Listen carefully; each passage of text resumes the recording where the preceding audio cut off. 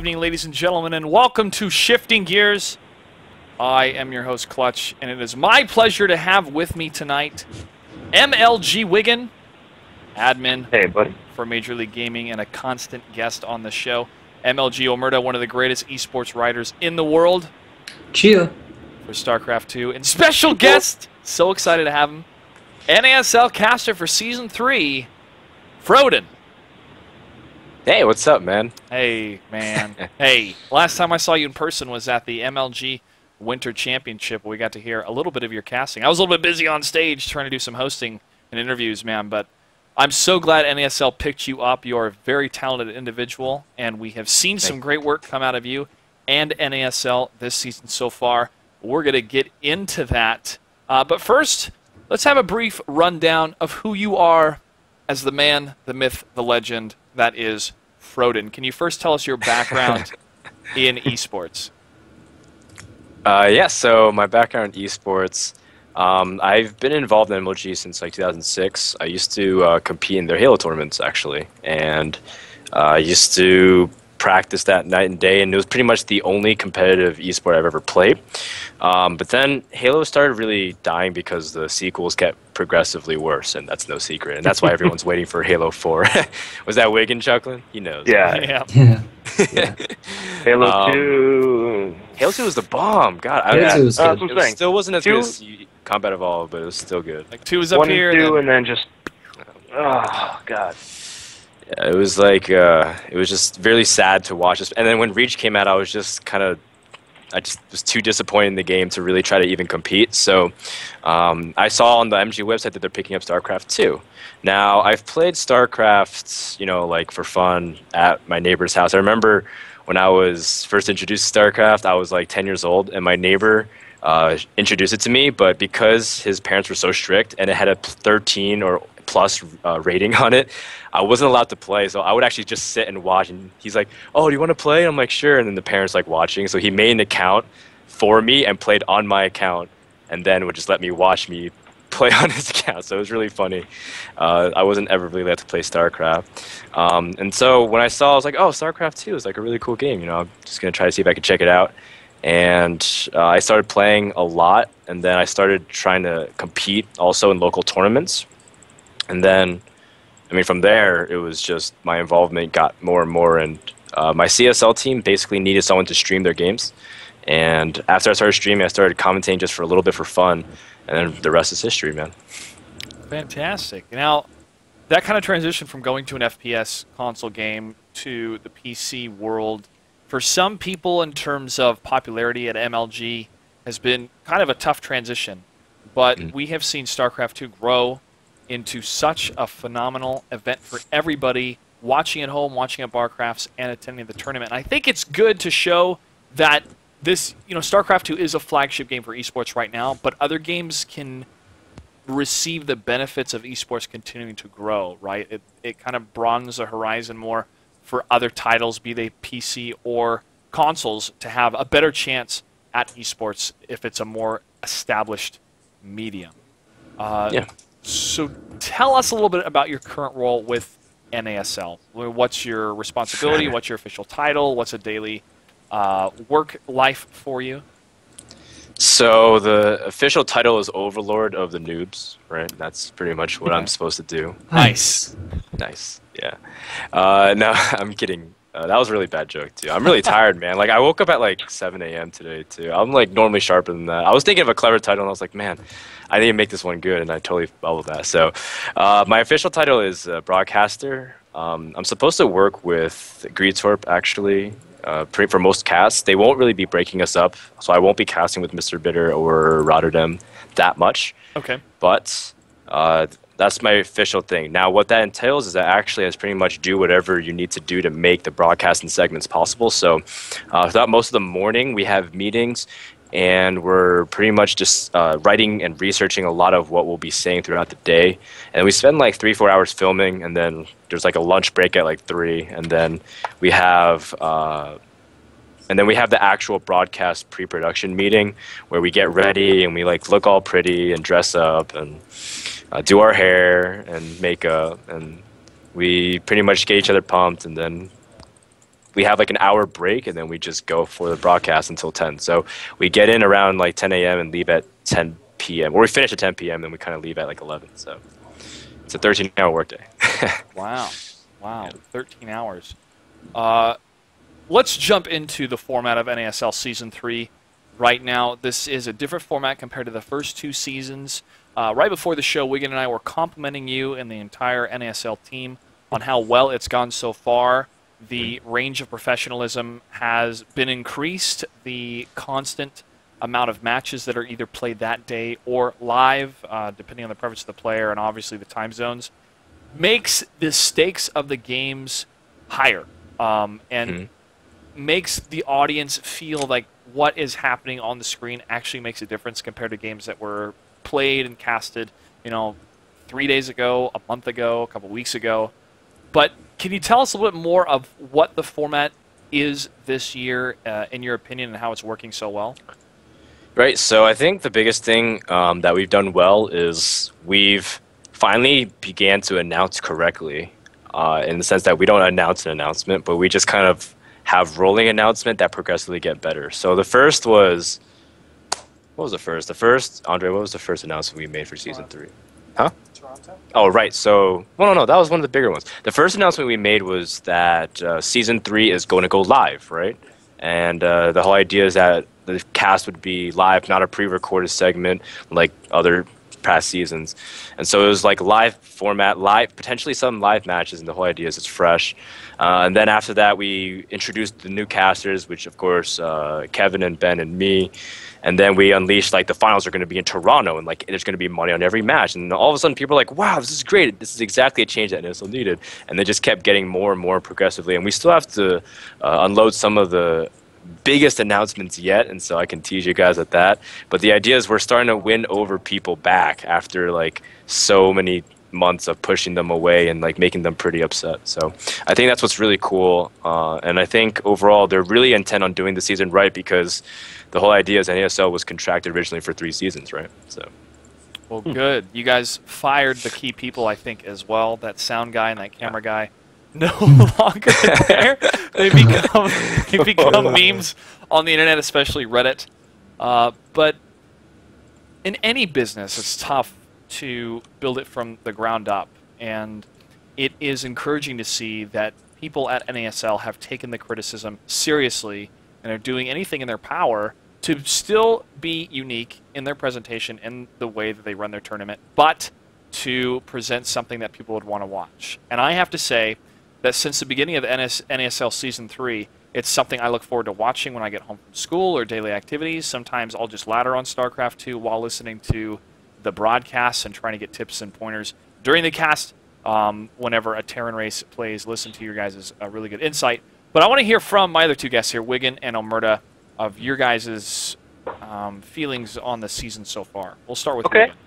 Yeah, I was definitely kind of one of those people you mentioned that I guess was won back by this recent season. The first season I subscribed to it and everything, and I watched like every game I could.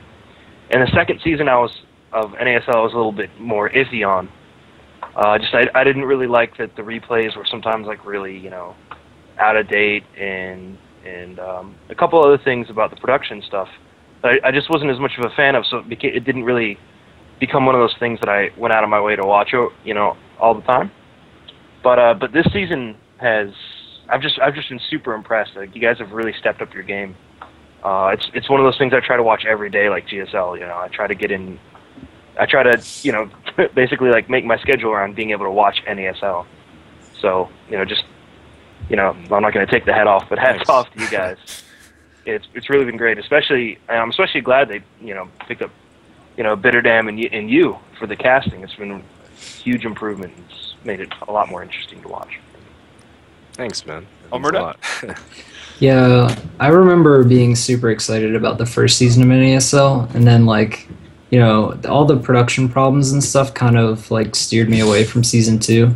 But I've been watching a little bit of Season 3, but I mean, honestly, lately I've just become kind of a StarCraft watching snob. Like, I only watch watching the GSL, and even GSL I only watch like the really, really good players play. But if I'm eating dinner or something and NASL's on, I definitely will watch it. And I've been really impressed by this season, like everything from the map pool. Although I think Shattered Temple is still in there. Yeah, that was interesting. Yeah, I but- don't like that, but I mean everything People else. Associated Is with good. MLG, how much can we talk about the map pool, right? They don't like Yeah. Shattered Temple being in the map pool. Oh, Yeah. the map pool. But that's okay. I mean, and the players are pretty good. And I was really disappointed Shh. that I did not get to watch Idra Cruncher. Ferdan, you got to cast that, didn't you? Yeah, man, it was a Yeah. I great know. series, but like the games weren't actually that good. But No. because of like the understanding behind it, it was This fantastic. is a story that was more compelling, and I was on the edge of my seat after Cruncher won that first game. I went, no, Idra, no, don't let him tilt you, please. But came back, so it was really good. Yeah, it was such a funny series to watch, especially because like, in case for those of you who don't know, like we thought we had a delay implemented into the cast, but the Muslim found out there wasn't, and so Idra was like, I'm not gonna play Cruncher unless there's like a stream delay, and it's reasonable because he was saying like Cruncher stream cheated against me in the past, and so he was Yeah. giving our admins a little bit of trouble with that, so we actually had to delay the cast through the end of the night, but that was actually good because that allowed a lot of people to build it up even more because everyone in the chat was like, where is this match? You promised us, like I can't believe I didn't pay for this, but I came and gave my viewership. So it's like, hopefully people are entertained, and it's not even going to be the best series of the entire season. So Yeah, it was entertaining even when you guys were figuring out what you could do, and a solution was presented and it happened.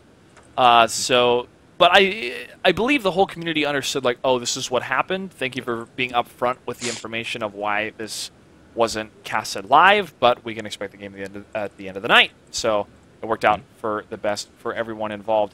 But speaking about the matches themselves, $150 goes to the winner of every match in Season 3?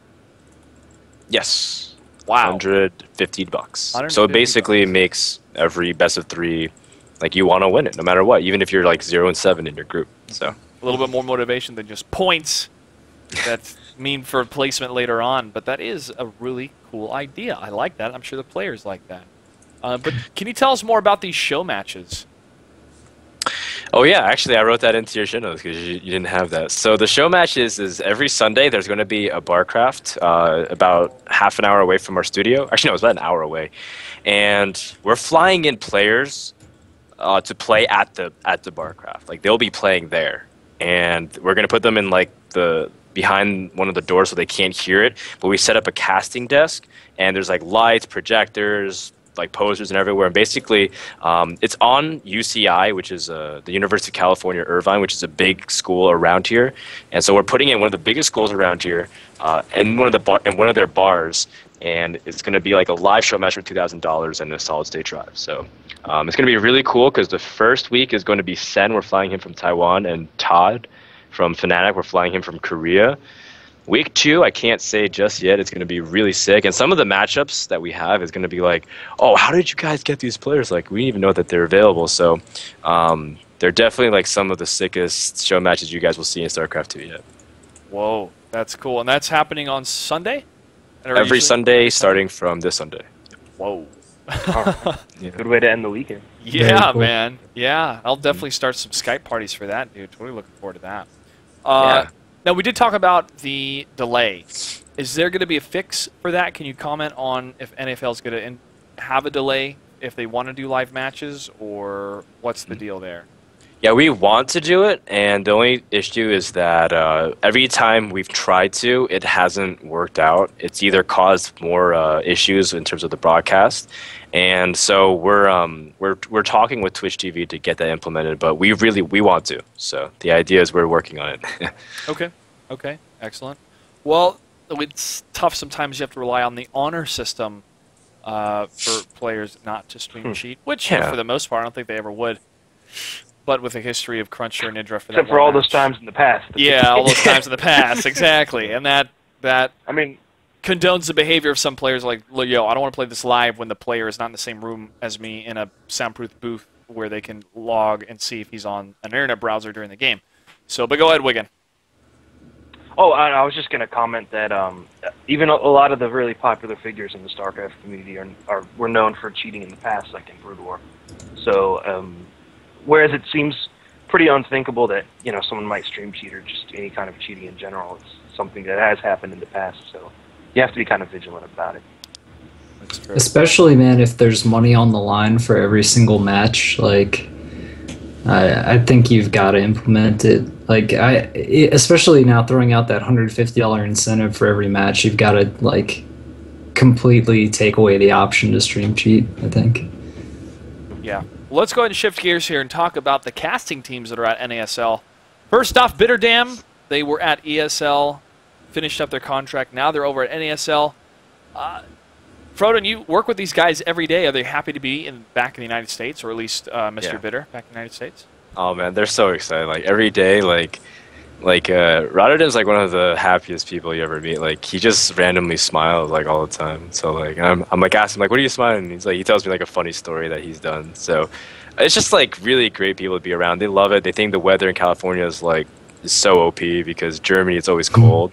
So they love it in California, and obviously Greetorp's stuck around here for a while. So we all really enjoy it, and we're all like bonding a lot. I was actually really afraid when I first got here of like not fitting in because all the other guys are a lot older and like more experienced, and I'm like really young compared to all of them because I'm 21, and everyone else is like at least 24, 25 or older. So, but they've been really accommodating, and overall it's been like a really good experience.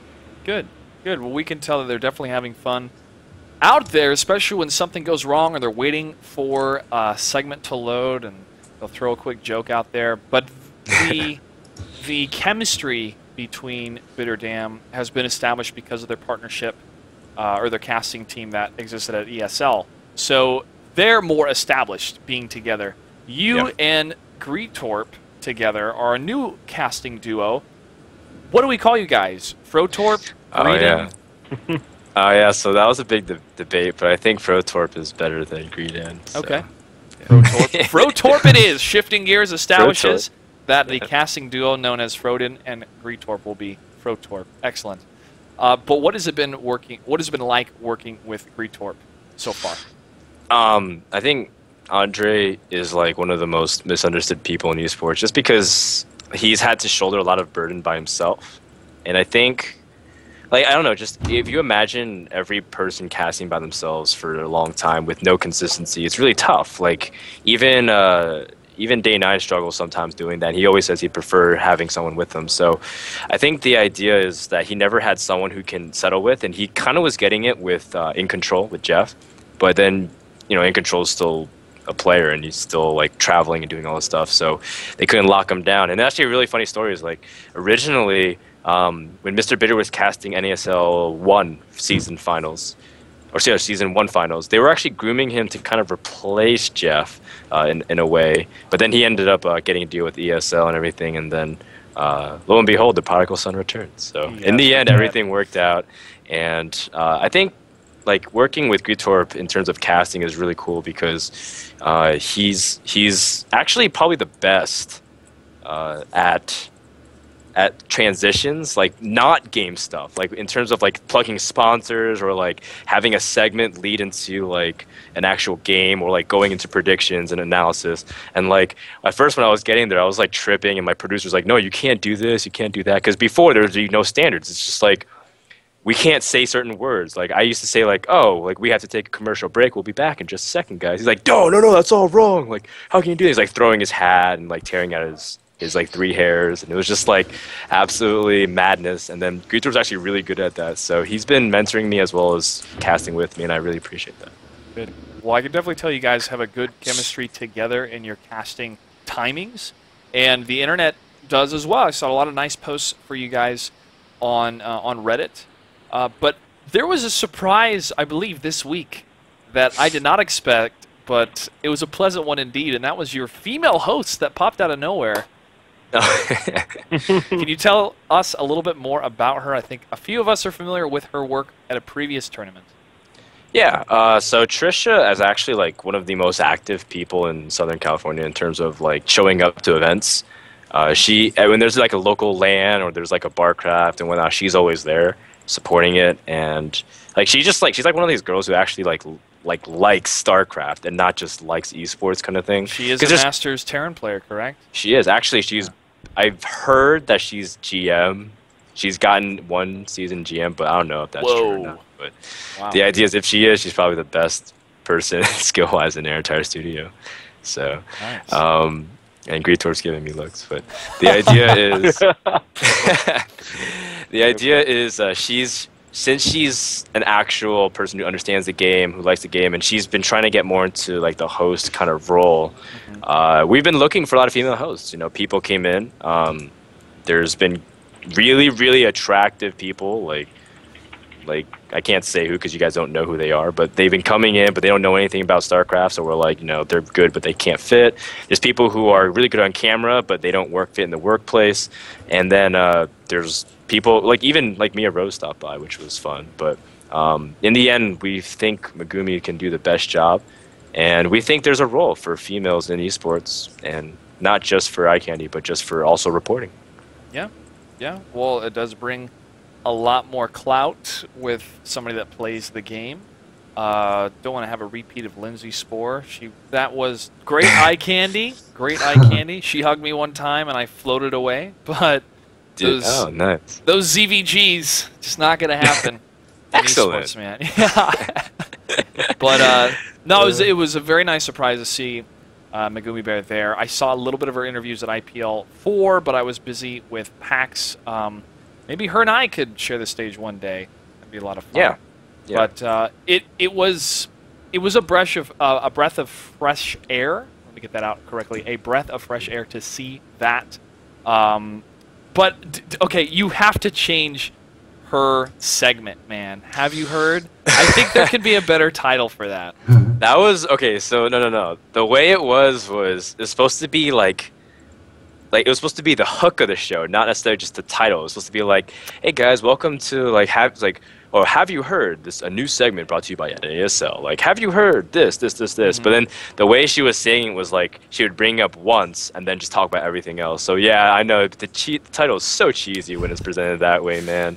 And I was like, oh god, this is so bad. Like, in the sense that, like, I'm so ashamed that this is my creation. Like, I feel like such a misrepresentation of it. So, because originally the idea was I was supposed to do the segment, but then like Trisha was like, oh, like let me do it. So she was like really like proactive about it, and we're like, yeah, go ahead. So. Well, I could tell when she was out there saying it, she's like, hey guys, have you heard? She was trying to almost fake a smile like this title is tough. But hey, hit and misses, man, hit and misses. That's okay. It was a cool segment, though. Let's talk about the finals. All right, it's far away. Canada. Yes. Canada, okay. Logistical problems of being outside not only California, but of the United States of America. 1, visas. 2, price differences, hiring, what kind of crews, stuff like that. I'm sure the people that made the announcement, that planned everything, have all that stuff down, lock and key. But my suggestion to everybody out there that wants to attend the finals, apply for your visas now. Get them now. Don't wait a week before. Get them now. But I have mine. Especially players. And especially casters. Yeah. And don't forget them at your hotel, Moon. Or you'll burn those biscuits. Total biscuit. Those puns. The thing about it, though, being an actor in the actor's world, you can even list that on your resume of having a visa, because if you need to fly to a different location outside the United States and they're going to do that, it's nice to have that on a piece of paper saying, hey, I'd be totally available for that. Do you see that's going to be any issues as far as fans trying to attend the tournament and understanding, oh, wait, I don't have a visa? Or is there going to be some sort of, link on the NASL website of, here's how to get your visa in case you want to attend? Or is the fandom in Canada going to be so big that you don't need to help people travel to that location? You're going to have fans there waiting for you. Yeah, we want both. The idea is that Canada's kind of been ignored for a really long time, and honestly, it really shouldn't be, but I can understand the logistical difficulty. MLG, they tried going to Toronto, I believe, in 2008, and it was a very unsuccessful event. So since then, they've haven't been really exploring that option. Plus, because MLG does everything through the back of their truck. It's essentially like tailgating kind of service. Where they just do everything and unload and pack up and have to just go to the next destination. So the way we're seeing it is that Canada hasn't been hit yet, and I don't know. Like, I think it'll be really good too because we've seen a lot of people like when they have anything, like Huck just showed up at a mall and like 300 people like swarmed him, you know. So I think it'll be really cool, and I think it'll be the start of more esports in specifically Canada because the whole idea is like Canada is really big in the esports because it's colder, so they stay indoors, and a lot of activities involve like indoor stuff, and that's why they're like, oh yeah, we love video games and stuff. So I think they need more love, and hopefully after this, it won't be the first and only event. It'll lead to more things for the future. Omerta, would you be down to go to Canada for the finals? It would be cool, man. I don't know like about actually being able to afford to go out there and stuff, but I would love to go. I mean, live finals. I just love going to live esports events, man. Like you and me went to BlizzCon, we've been to all the MLGs. I love the live atmosphere of all the events. If we're going, It's gonna be sick, man. Yeah. Because we're gonna do like the red carpet thing again. I think. Dude, oh my gosh, so that was one of my favorite things about last Gosh. season, man. Dude, And the intro. we know exactly what to Yeah. do better this time, and Man. oh man, some of the stuff that they're planning, like I stop by and I read the billboard of like things they're doing different for the finals preparations. It's so cool. Yeah. So they're gonna do that, and there's gonna be like a couple special events and appearances that people are not gonna be prepared for, and just be like, wow, like really, is that what they're doing? So it's not gonna be like one of those events where we have a series and it's like, oh, I have 5 hours to do. It's like, what do you want to do, man? You want to go tour all of Canada, like between games? It's going to be like, wow, there's going to be like cool stuff happening like on every hour. So definitely, if you have the opportunity to come, you should. Dude, that is awesome. That is awesome. Looking forward to hearing more details further down in the season. But if you need an announcer with a microphone, Hey, man. you guys I got my your email. information. So I would totally be down, especially with that red carpet there and the high fives. And Idra Gosh. walking in with, I be want so to sick. kill everybody in the world for Ah, the it's gonna be Skrillex. so That was the best. Oh my gosh. That and I'm not a huge TT1 fan, but the Pokemon theme song to walk into, pretty legit. Not Yeah. gonna lie, some swagger on that red carpet there. That's right. Yeah. That was so much fun. Okay. Well, let's talk more about the segments that NASL has during your broadcast. And this kind of filler is fantastic. It really is. It's needed because you have certain downtimes. You guys need to take a break. It's better than just waiting for commercials to run through. And especially that segment that Mr. Bitter brought up about that program. Some label it as a hack as far as the replay save and how that got a lot of eyes on the community, which is that segment, but it did get a lot of eyes on NASL with that reporting. But can you tell us more about these different sections or segments, Froden? Who does them? Who writes them? Right. You guys film them during the day. How do they work? Yeah, so each segment is produced and written and researched by the caster that does it. Except for the Have You Heard? I did all that, and Megumi just pretty much presented it. So the idea is we want to make the broadcast a show. It's not just time where you can watch games. Although some people say, like, I just come for the games. I don't want all this filler stuff. But the idea is we want to make it presentable so that way, like, if you're just hit, like, game after game and, like, a bunch of banter, it's like, that's kind of what you're used to, but the idea is that there's different flavors of StarCraft that's not represented. So we're trying to get important things like news, like, oh, this thing happened in this tournament, this thing happened in this tournament, because we recognize that there's some people who don't keep up with everything because not everyone's as hardcore as Wigan and Omerta and Clutch, you know? Like, the idea is they can't keep up with every single league that's going on. We have Eyes on the Community, which is, of course, I think my favorite segment thus far because like Ben was like, he did the first one. He was like, man, I'm too like reporter-esque. So the second one, he tried to do it more like Colbert and like just try to be like really outrageous and over the top. And it was so beautifully done. Like I love that shtick. It's so sick. And then like Rotterdam is doing something this week called player profiling. No worries, man. It's called player profile where he's gonna like do research on one player and like bring out a bunch of stuff. It's basically like a mini player documentary, and it's going to be really, really cool, similar to what GSL's done. And then a new one that I'm working on personally is called Follow Me, and it's going to be Follow Me, and then someone from our studio, whether it be a caster or be a producer, or even Chance the dog. So Chance! Nice looking dog. That's a beautiful dog. Esports dog. Yeah. He knows what's up, too. He's just a try-hard he hipster does. laying down. Oh, Idra's He's playing? so good. Oh, he won? Great. Then he goes back to sleep. So. He's like, yeah, I coached him. I expected that, so he just goes back to sleep. Nice. Now, Chance is like the most well-behaved dog. I've never heard him bark, like, ever. Mm. Ever. That's Actually, true. I really Yeah. did, actually. At least we have it on the stream. We haven't heard him at all. So, no, he's super civil, really nice. Like, whenever you ask him to do something, he does it. Like, I say, hey, can you scratch my back? And he's like, okay, just bend over. So, Nice. Were there any other segments you can tell us about, or are you going to leave some to reveal later on in the season? Let's see. Actually, I wrote it down if I forgot anything. Oh, right. So, Greetorp's doing map analysis, which is really cool. Like, he either does he basically throughout the season he'll be explaining why we do certain maps, and like how he changed them. So he does that. There's a section on bar crafts as well, just to let people know about that. And what's really cool is that all these segments is that we want more feedback. So like the whole idea is we'll be changing them throughout time, and like based off what people's responses, we'll improve it from based out there. Great, great. Well, the last thing I want to talk about in terms of your position with NASL and how the company, its presentation right now, its image right now, and that comes down to the professionalism of the casters, mainly the look. And this, we're going to go into your guys' suits. Some people say it's too much. Some people say it's fine.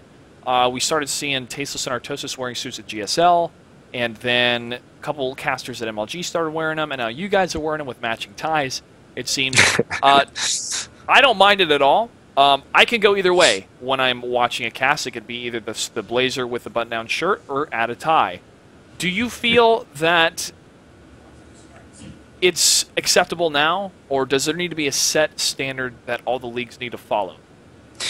Yeah, so I don't think it's necessarily a standard that all leagues have to follow, but I think it's just good because, like, it should just be a bare minimum to be presentable. And I think a lot of casters, actually just in general, the idea is that gamers are like lazy and like they're like very leisurely. And so the idea is when we dress up professionally, we take things more seriously. And if we take it seriously, you know, you guys will take it more seriously, and then sponsors and corporations will see it and take it more seriously.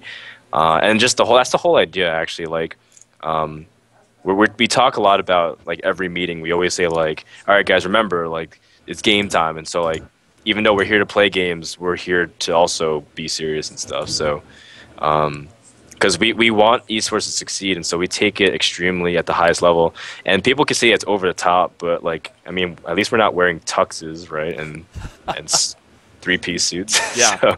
Well, and that comes down to if you act professional, you'll be treated like a professional. You'll be viewed like a professional. And the scene is new and growing, and there are still some kinks that people are trying to work out and define for where they're at. But we do have an established sports example with, you know, what do people wear on ESPN? Is that something that we want to try to emulate, or are we something different? So some people want to always be different, always be separated from the whole ESPN feel. But now that CBS is partnering up with you guys, with MLG, with Twitch TV, maybe there is a certain style or look that casters need to have to be more accepted by a wider audience that is used to seeing sports presented in that fashion. Yeah, I think, especially because you bring up the CBS thing, like, people outside of esports would recognize as a broadcaster and just, like, they're like the forefront of presentation, right? Like, in the end, we're the front line, in essence, to people who don't necessarily have interaction with the game, because there's no play. They don't see actual humans playing the video game unless it's like an MLG broadcast with the players in the bottom corner. But even then, it's still like a wall, right? So when they see the casters, web or cameras, it's like the most intimate form of interaction they can from human to human. And so that's their idea of how professional of a broadcast the setting is. And I think it's really cool because, like, I think, like, our producer, if we're not looking sharp, like if our hair is like bad or whatnot, or like if there's like dust and stuff on our jacket, like he would go get it dry cleaned for us, or he like sends us to like a barber kind of thing. So he takes it very seriously, and like we take it really seriously and like we don't mess up. So the idea is like we all went out shopping and like really critique each other on like what looks best on camera and stuff. So we take it pretty legitimately. So. Nice. Well, speaking of suits, Greetor just rolled by. Yeah, I know. Jacket and tie. Nice. And khaki shorts. And khaki shorts. Hey, you don't see it, right? That's how they broadcast the news sometimes, man. People will roll up. Man. Yeah, 6 o'clock in the morning, got a full suit up top, but it's party down below with some flip-flops and shorts. We're going to get into the CBS Interactive partnership here, but first we're going to take a break. Froden, it has been a blast to have you on so far. Look forward to your comments coming up in these next two sections here. But guys, we'll be back in about 30 seconds or so stay tuned.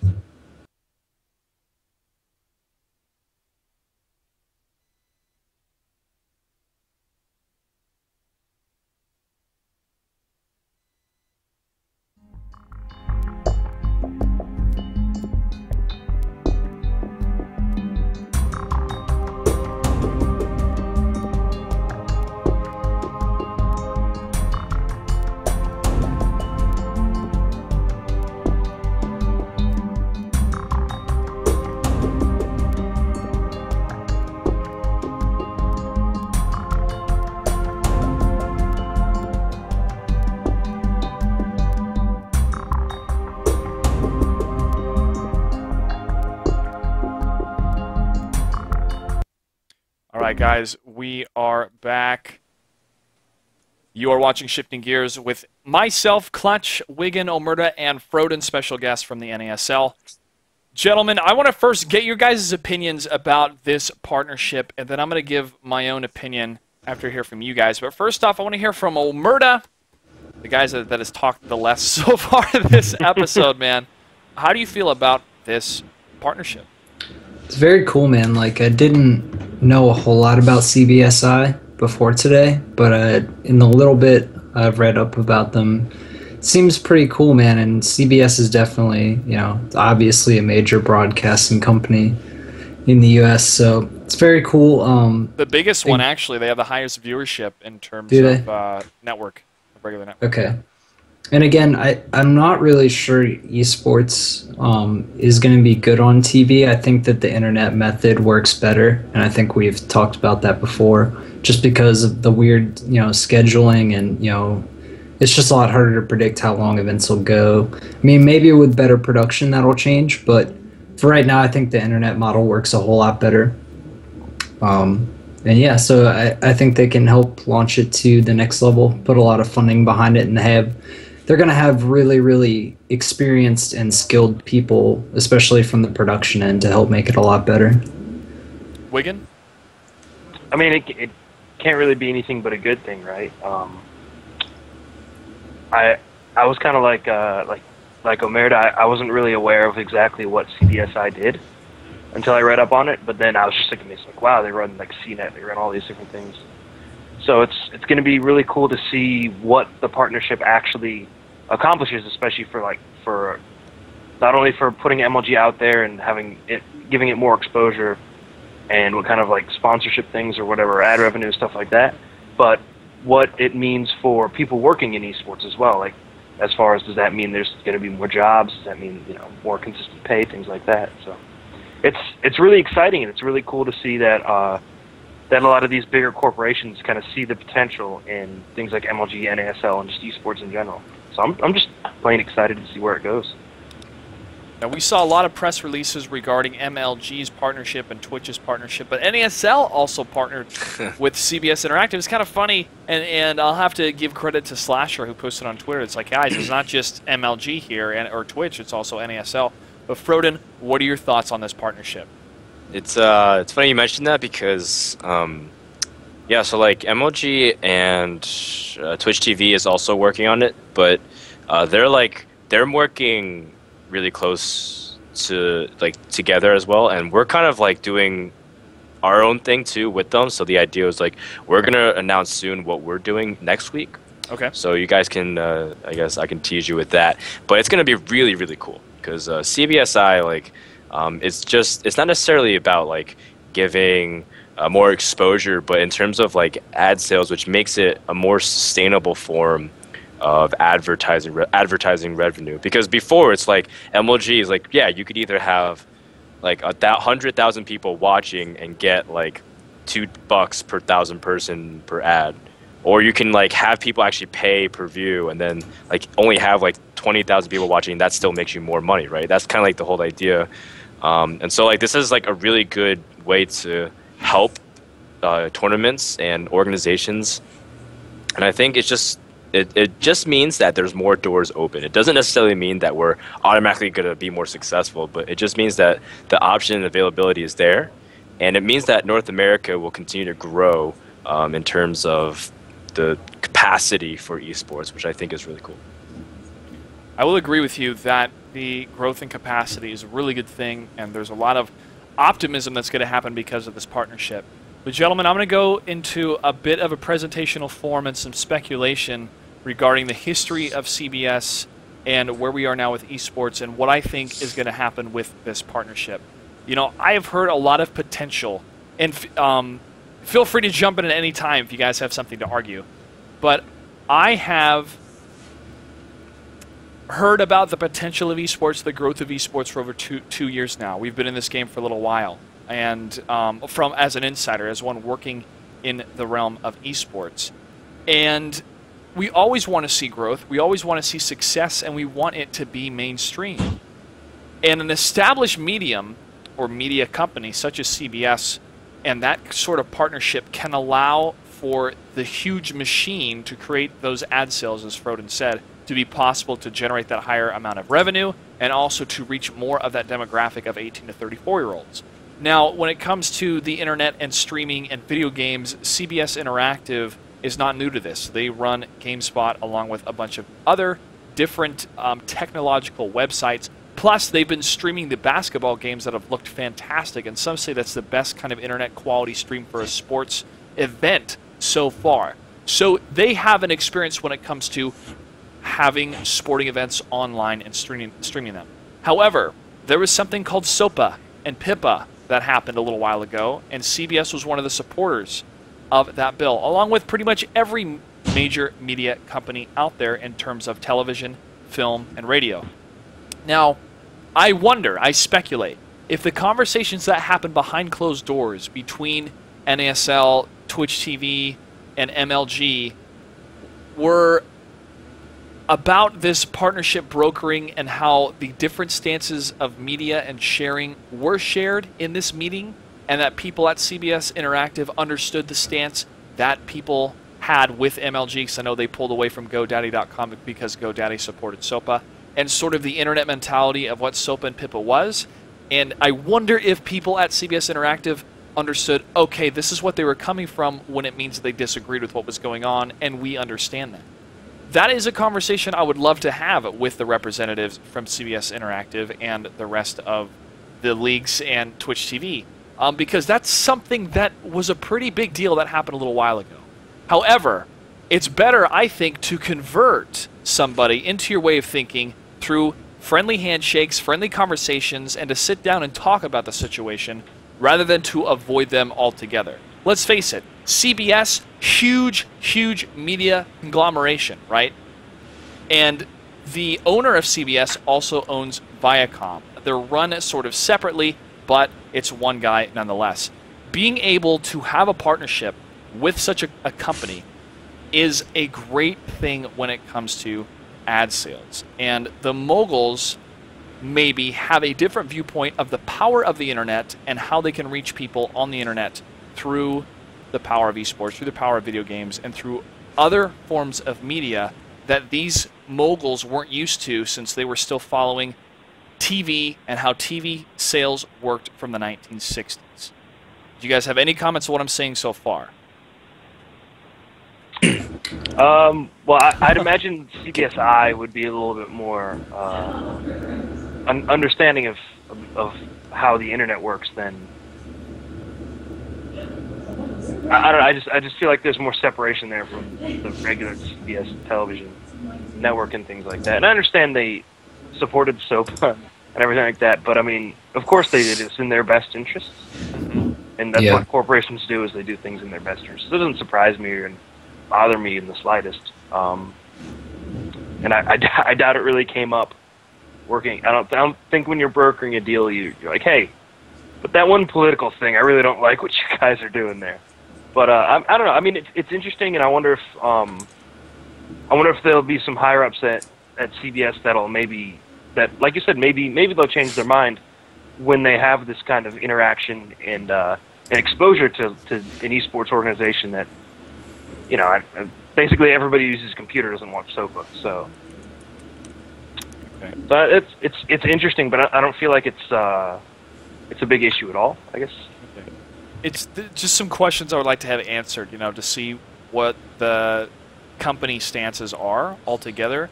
Because, you know, let's look at people streaming games on Twitch TV. Sometimes they listen to music, right? They don't have licenses to that music. Now, if CBS rolls around and say, whoa, whoa, whoa, whoa, whoa, you guys don't have the license to stream this music. You can't do that and shut your channel down. You know, Twitch may already do that now, but I think it's going to be even more of a strict policy if CBS is involved. So that kind of understanding of what internet piracy is compared to, you know, streaming music. I mean, for example, if you're streaming with Spotify, that artist is technically getting paid, but you may have a live audience and you don't have a license to play that music for a live audience, even if it's 5 people. So those kind of conversations may come up, and that's that whole background of trying to stop people using media, using art forms that an artist had worked hard to create and is trying to earn a living from. You know, it's just something I'd love to sit down and talk with them. Am I going to have the opportunity? Probably not, because I don't have that much power or money to have those conversations. But those are things that ran through my mind during the day once I heard this partnership, you know, of players that I know that stream that kind of media and earn money. That obviously they're not just sitting there playing music and, hey, pay me money to play this music, but they're playing a game. But, you know, some sort of difficulty or contrasting opinions may occur in the future, or maybe not. Maybe it could be nobody cares. So, just something I thought about. I wanted to bring up here. I agree. I think that esports is kind of in like this growing up phase right now, where we're gonna see a lot more like big corporate players come in. Like, I mean, MLG's had, you know, corporate sponsorship on a reasonable level for a while, but when you start getting broadcasting names like CBS, it's just going to become a lot more corporate, which some people will see as a bad thing, but in the end it's going to bring more talented people in, and it's going to bring a lot more money in. So I think everything about the production value and the quality, especially of the broadcasts for esports, will go up throughout this sponsorship, but there will be sort of drawbacks from the grassroots kind of feel that esports has had for a long time as well. Yeah, that's sort of that sellout mentality, right? That even, you know, the fighting game community was trying to avoid that big, oh man, they got big media companies coming in, and this is going to ruin what we've built up for a while. That's the nicest way I've heard someone call Brazzers a big media company. Yeah. Oh man. But I think something to keep in mind is just as quickly as this opportunity is coming, it can also leave. Mm-hmm. Yeah. Just like IGN, I mean, I talked to like a bunch of people from IPL, and they always talk about like how in the end, you know, IPL, it always could disappear, and it just depends on how IGN wants them to do, right? It's a branch under them. And I remember like MLG also partnered with ESPN. I remember it was like a ESPN Saturday night thing that they used to do. And I was like, oh man, like Halo's gonna be on ESPN kind of thing. It was like a cool thing, and it didn't really work out too well, from my understanding. So the idea is, it's great that these guys get involved, but keep in mind that it's also like an opportunity that could disappear depending on how the playing field levels out. So Exactly, we've seen these type of deals disappear in the past. CGS being one of them. But I don't think they were handled correctly by the right people, and they was trying to be too big too fast. I feel that this could be a great success. Twitch TV has a great thing going for them. They're a great company. I've met a lot of key people there, and they know what they're doing. MLG, those guys want to be successful, and they want to do it in the right way. So I have confidence in the people that are in charge that are making these decisions. But I'm more concerned about us, myself, Broden, Omerta, Wigan. What does this mean for us, man? Does this mean eventually we can quit our day jobs God, I hope so. And I have fucking a hate my full day job. have a full-time career working in esports, because that's what I want to happen. So when I see this post, I go, this is fantastic. We can have more advertising dollars coming in, but does this mean that Clutch can get a full-time job somewhere? Does this mean I can start getting paid where I can pay off all my bills doing these events? I certainly hope so.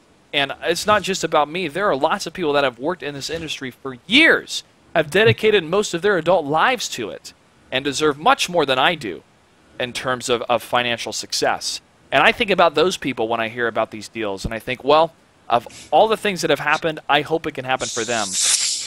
Plus, bigger prize pools, because in the end, gentlemen, it's all about the players. If there's no players, then there's no esports. But if there's bigger prize pools to financially help and sustain these professional teams and their players, that continues to grow esports, and it all trickles down to everybody else, the staff, the casters, everybody. So I hope it means that for us. I really do. But honestly, I will become a believer, 100% fully converted, that this is a great thing when I have that check in my hands. Until then, I'm excited, I support it, but I want to see what the outcome's going to be. All right. Any more thoughts on that before we shift How's gears the check here? feel, Froden? How does the checks feel? They're pretty light right now, man. Like, well, the idea is it's not much, but it's enough. Like, it's more than I ever thought. Because back even when I worked with other organizations like PlayM and stuff, it's like we get compensated, but it's very, very minimal. It's literally like barely like third world. You could live in that kind of situation. So the idea is you're working for essentially free. And it's just tough because I was like looking at some people in chat saying like, yeah, casters should unionize so that way like they could get paid, and like obviously other people like writers, hosts, all kinds of people would eventually get compensated. But there's so many people right now working on goodwill, and I hope that when organizations and corporations come in, that they don't capitalize on the goodwill of people. Exactly. Well, I'm going to have to check into the performance unions, because SAG-AFTRA and the Actors Equity, I'm part of the Actors Equity candidacy program now, all merged. And I don't know if broadcasters, commentators would fall under that. It's a good thing to check out and see what kind of unions are established, if that isn't the case, with commentators that do football, basketball, baseball, because esports should fall under the same line, especially now CBS is going to partner up. That should be the same title, the same job role, compared to the already established sports anchors or personalities, So that's something I should research and check out. Definitely look into that. The bigger prize pools I'd be really excited for. All right, gentlemen, let's shift gears here and talk about IGN IPL 4 brought in, I believe, over 300,000 concurrent viewers for their last tournament. Most of them being League of Legends. That is record-breaking from my data. Very big deal. From your dad? From my data. My data being Google.com. Being Twitter and Slasher. Yeah, and Slasher posts, yeah. Hand it out, I gotta hand it to Slasher. The guy leaves MLG, joins CBS. CBS partners with MLG. Interesting. Conspiracy Keanu, I'm sure, is thinking about that right now. But congratulations to IPL for pulling that many numbers. Very big deal, and I'm sure other companies out there, other leagues, are going to try to surpass that. NASL, MLG. We don't have League of Legends, though, man. You got Tribes, though. Tribes, that's true. Tribes. Dude, Hi-Rez is awesome, man. Wigan and I met them at PAX, dude. They are really cool. I'm really excited for Tribes. Yeah, Tribes is going to be so cool, man. I feel like Tribes is like one of the last hopes right now for FPS, because a lot of them are struggling in general, and everyone likes looking for Halo 4 and whatnot. But Counter-Strike's on the decline, although everyone's like waiting for CS:GO. But Tribes is kind of like the first of the new movement of FPS that people are going to be going for in terms of competitive value. So Tribes is looking cool, man. And some of the physics and mechanics there are absolutely insane. Like, I'm trying to ski, and I'm like, dude, this is not how I remember I would never learn how to ski like this, man. And it's like pretty crazy. So man, I had that game on a. Yeah, definitely. We should play. I had that I game need more on gold coins, man. Dude. But you gotta hook me up. Dude, look at this, man. This is how cool High Res Studios is, okay? Look so at all these gold cards I have. Look at all these. Look at all of them. Look. Oh my god. I could buy a country if this is real gold, okay? I have so much. You want some, let me know. That's so sick. They gave me that to promote. So I got some Guild Wars 2 betas here, some Terra betas. Yeah. You have Guild Wars 2 beta? See, I have all this stuff, but I don't have that many followers that care. Or maybe they would care. Terra beta right there, baby. How can I hold all these codes? I can't hold all these cards. Yeah. Exactly. No, I have great followers, great fans, and I throw a Pax Sivir skin out there, trying to get another one here. Oh, there goes chat. I want, give me. It was so funny. I put up Pax Sivir code and got 30 followers like that. Ernie knows what I'm talking about. He's in the chat. Anyways, oh my gosh, chat's blowing up here. But yeah, man, I'll try to give some away. Even if you want some to give away on NASL during a cast, or hey, have you heard Clutch has all these gold cards he needs to get rid of? That'd be a good segment. Anyways, I digress, gentlemen. I apologize. MLG Spring Arena is this weekend. Yeah. I will be hosting the Dr. Pepper Ultimate Access stream. Get to hang out with Chef, Axlav, and QXC, the analysts there. They're going to go over replays, games, live stuff all the time.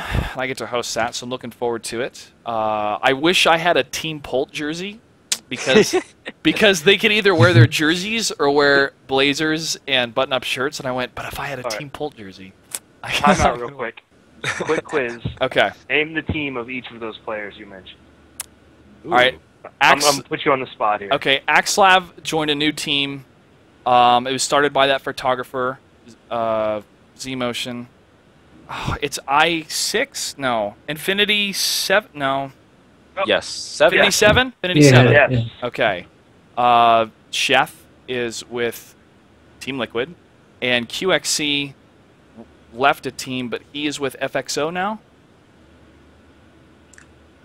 Is he actually still with FXO? I'm not even sure. No, he left. Yeah, I know he left. So is he teamless? Previous team.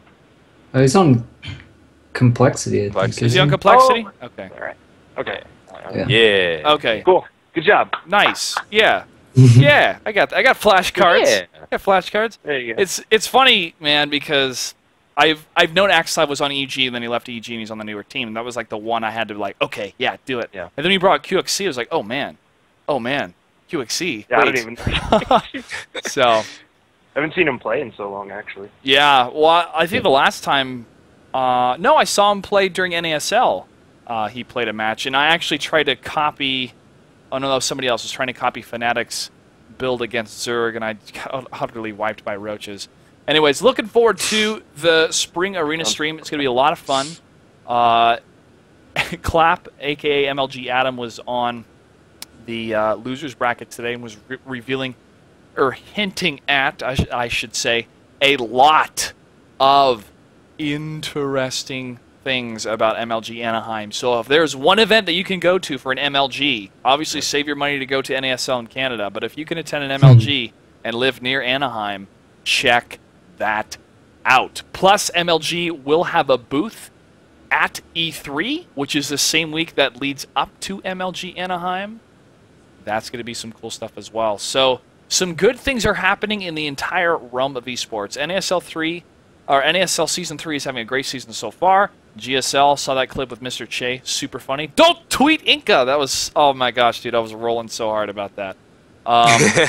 Yeah. IPL 4 breaks numbers here, and we're seeing smaller tournaments. Iron Squid is happening in France pretty soon. They have some amazing music you guys should check out on their YouTube channel. It's a lot of fun here. So, the 8 players that are going, they're fighting for $10,900. A little chunk of change going on there. And there's going to be no extended series in the round-robin style. But make sure to check that out, guys. Starts at 6 o'clock Friday. It'll be a lot of fun, and I'm looking forward to it. I'm slightly nervous about it. I'm nervous about anything I ever do because I learned a couple years ago that if you're not nervous about your passion, you're not passionate enough about it. That's a good line, man. Thanks, dude. I heard it on the Food Network. I was like, yeah, I'll be using that. Was it Rachel Ray? Was No, that it was she tells me a lot of stuff. It was a competition, a live cooking competition, and that guy said it, and I went, oh my gosh, that is so true.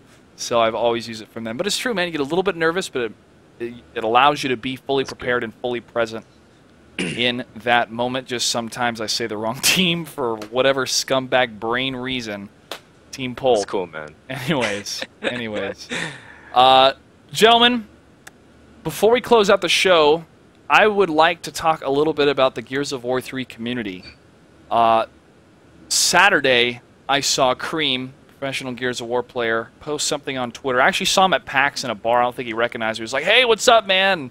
The music was so loud we had to shout to each other. We're like, hey, yeah, cool, all right, see you later. It was about the extent of our conversation. But he posted on Twitter that he needed help filling in for a Gears of War 3 tournament. And I responded and said, sure, I can do it. Okay. And I didn't think I was going to get a response. The dude came at me at full force, man. He sent me all the assets I needed, gave me all the information I needed to do the tournament and cast the stream. I put Gears of War 3 on my Xbox 360, hooked up the cords I needed to my Blackmagic Pro on my computer, got all the updates, and streamed a hell of a tournament, man. It was a lot of fun. I actually want to show everybody the final round here and the craziness that ensued. If I have it, where did it go? Okay, give me 1 second here. But do any of you guys play Gears of War 3? I know Wiggin, you did. Hell yeah, dude. I was a wall bouncing fiend in some Gears of War, man. He was. That was a lot of fun. He was. Wall bouncing and sniping. It's like all I ever wanted to do in that game. What about you, Omerta? Sorry, I was muted Up there in that room. No, I do not like Gears of War at all. Actually, I don't like third-person shooters, man. It's not my thing. As a Protoss player, you're not used to having to control things. Well, hold on a second now. Hold on a second. I don't like people being able to sit behind a wall and just like look and then just like jump out and shoot me with a shotgun. Yeah. It's just, I don't know. It's just dumb. I think third-person shooters are dumb. All right, I love Gears of War 3. Your game is dumb. Oh, it is dumb. Okay. Here we go. Here's the match here. Let me load it real quick. This really was a lot of fun to cast. So cast the tournament is about 6 hours, a lot longer than I thought it would be. Cream told me it's just going to be one round. But this is the final round of the championship here, and you guys will see. Up there in that room for him to destroy. It is 10-2. Oh, that did not connect as well. But, Sid Yoger gets taken out by Procious. We, of course, throw the smoke grenade to try to cover his teammates' movement here, trying to get a better position. Respawns have been depleted for the COG team. I don't think there's any coming back. This might be it, ladies and gentlemen. This might be the championship for the Cream of the Crop tournament. 2 left to go here. 1 left to go. Dylan HD is down. It's just Procious. It's just Procious. And Procious takes down Better Kenny, but is destroyed by Yogurt. It's a chainsaw of death, and the grenade explodes everybody. My eyes deceive me. Did I really just see the Locust hand you your collective asses? Well, that was a blast, and I really have to send a huge shout out to the entire Gears of War 3 community because they accepted me with open arms. I did 1 cast, and people were like, dude, Clutch, we want you to do more. So I got to cast another tournament last night with Fatal Strike. It was a lot of fun, and hopefully we can see a Gears of War 3 tournament at a future MLG competition, maybe MLG Raleigh. But maybe I'll cast a little bit more of that. And I also got to cast a StarCraft 2 matchup that you guys will see later on, maybe on the MLG website. We'll see. But really was a lot of fun. I got to cast with a good friend of mine. So huge shout out to Gears of War 3. That game I really enjoy. I really enjoy the community as well. But this week it's time for the MLG Spring Arena #1. Anyways, that's the show for tonight, guys. Really appreciate having Froden on tonight. And we'll start with you, good sir. Any shout-outs? Yeah, so I really want to thank the Playhem people for basically always believing in me wherever I go, and wherever I do something, they're always supporting me and telling me that I can do it. Like they're the ones that are messaging me and tweeting at me all the time. I want to also thank my CSL team from my school. They always also believed in me too, and like it's collectively them plus the playing people always really pushed me, and like they were the ones telling me like, oh, one day, man, one day people will be watching you and you'll be like one of those casters that people like list and want to get events. And I was like, oh, you guys are just saying that, you know, because like everyone wants to be supportive of each other. But slowly and surely, I want to thank them. Also, I want to shout out to my sister. She was the only person in my entire life who told me to keep casting. All my friends, my family, and my schoolmates, whenever they told me to stop. And she was the one who believed in me. And I really think that without her, I wouldn't be anywhere. So That's it. Beautiful, man. Beautiful. Thank you. Omerta? Thanks for having me on again, Josh. Always a pleasure. Check me out on Twitter at MLGOmerta. Sometime, maybe I'll start streaming again sometime soon. My internet has just been so bad, but I do like to play a lot of StarCraft. I think I want to get a Zerg account and start streaming on that, man. Getting so bored with Protoss. I've thought about doing the same thing to get ready for Heart of the Swarm. I may switch. Yep. I don't know. It's so hard to play Terran. Dude, Wigan. The Viper. I just want it. The Viper. I want the Viper. Yeah. Yeah, dude. It's OP, man. It's gonna be so good. But I'm just not gonna want to deal with the Heart of the Swarm. Wigan, go ahead, man. Oh, Shout out. Okay. Shout out to all the people in the chat that are here each week. Robin, Brightside, Mesquite, Silence, Daigo, and a bunch of other people I'm forgetting because it's scrolled up too far already. Fall into my Dylan. Shout out to Hollow Tupac. Shout out to the Gears of War community because it's not a bad game, Omerta. So bad. I love shooting the chickens, man. The chickens. God. Oh, the chickens. It's so great. Yeah. Shout out to Spin Fusers for being a man's weapon from a more civilized age. Nice. That is true. Good. Nice. All right, gentlemen, once again, always a pleasure. This has been episode 37. We've hit 37 episodes of Shifting Gears so far, man. I'm so glad I decided to do this show as part of a school project. Then MLG put it on its network.